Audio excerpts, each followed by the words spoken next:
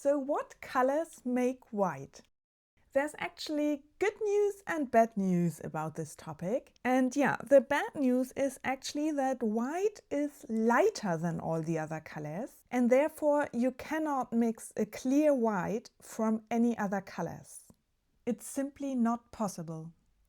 So if you want to mix your own colors, I'd actually recommend to get a white, a black, and also a red, a blue, and a yellow.